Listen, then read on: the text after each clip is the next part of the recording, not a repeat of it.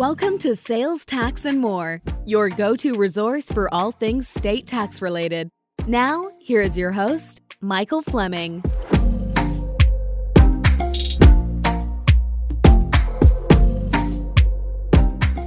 Mike Fleming here, founder of Sales, Tax, and More, and today's host of the Sales, Tax, and More podcast, where we talk about everyone's favorite topic, which is, of course, sales tax. And today I have Jeremy Weiss with us, and he's done thousands and thousands of interviews with very successful entrepreneurs, CEOs. And today we're flipping the tables. We're going to have him interview me. So, Michael, thanks for having me. And I know, Michael, personally and professionally, many of the experts I know go to you for their sales tax needs. So thank you for what you do. And the episode is brought to you by Sales Tax and More. They assist companies and their trusted advisors like CPAs with their sales tax needs. And they offer consulting and research, registrations, returns, and much more. Over the years, they've assisted thousands and thousands of sellers, both foreign and domestic, with their tax issues in the United States and Canada. So you can go to salestaxandmore.com for more information. Also listen to more episodes because he tells some crazy, crazy sales tax stories, nightmare stories in a lot of cases that you want to avoid. And today, Michael, in my notes I have written down, we need to talk about this topic, which is it's not just the states you need to worry about. What did you mean by that?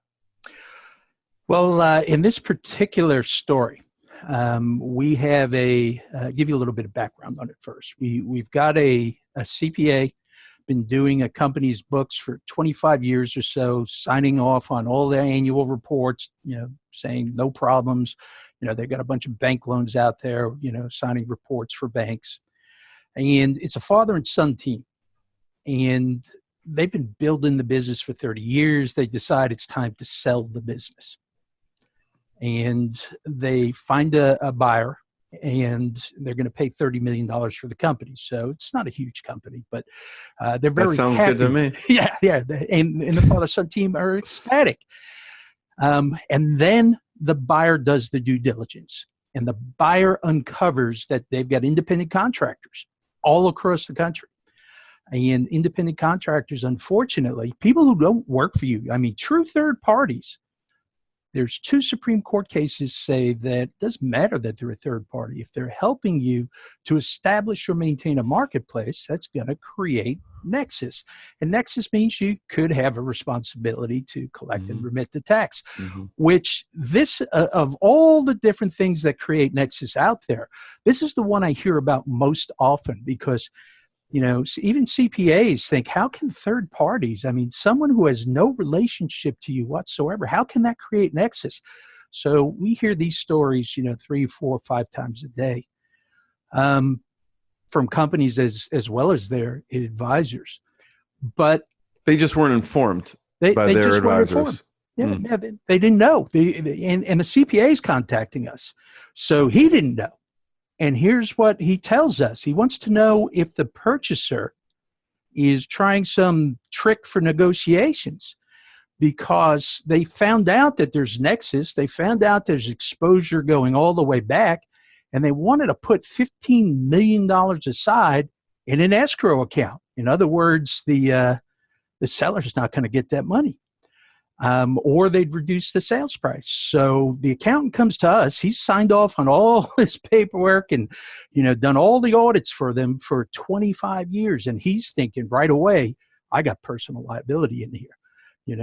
I've been saying to everybody that this is okay. How do I go back and tell the owners of this company that, they've had issues all of these years and I missed it? So he did realize that there's a problem here. And he's thinking that this is just some type of ploy to get a lower sales price. And unfortunately, we had to tell him, no, it's true what they're saying. And he said, well, how do we get out of it? And again, that's a big question. Yeah. Is this an e-commerce company or what kind of? No, this is a pipe company. So they're selling pipe, and they got independent contractors, pipe for the oil business. So they're selling it all over the country there. And how do we get out of it? How do we get out of it? I jumped the gun there. I want to tell you how we get out of it. Again, there's a mixture of voluntary disclosure agreements. There's a mixture of, at that point, there again was a lot of amnesties. Very few of those around that are true amnesties today. But at that point, we had a lot of amnesties.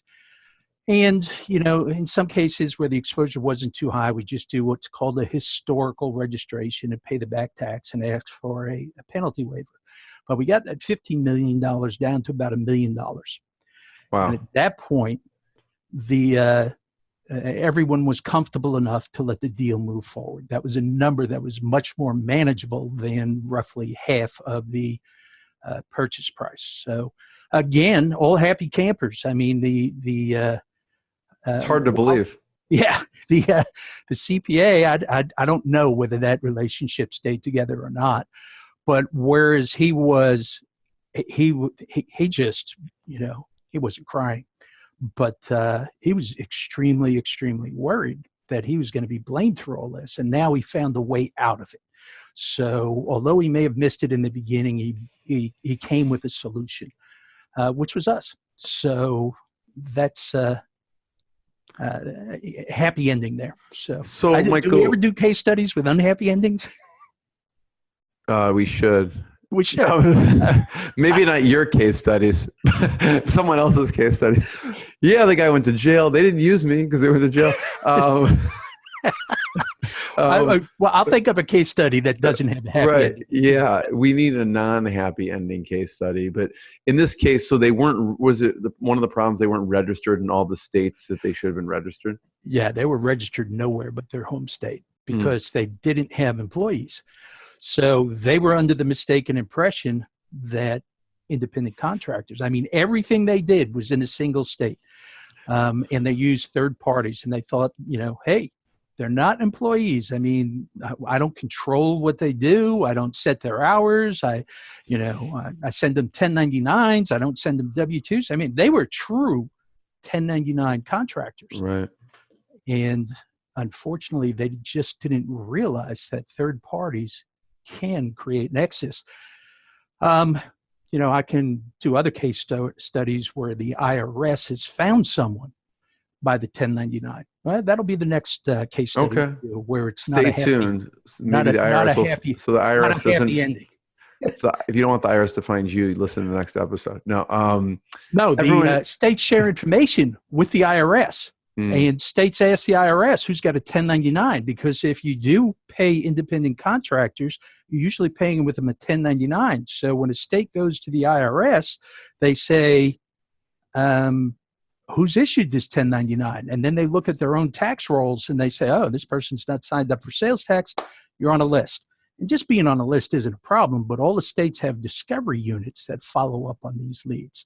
So the risk of you showing up in someone's audit, not great, but that is one of the biggest ways. I don't want to be on one of those lists. No, you don't. No one wants to be on the list, but that is one of the biggest ways that states can find you. Nice. Thank you, Michael. Everyone can check out salestaxandmore.com. More information. Check out more episodes. Thanks again. Thanks for listening. Be sure to click subscribe and check out all of the resources we have out on the web.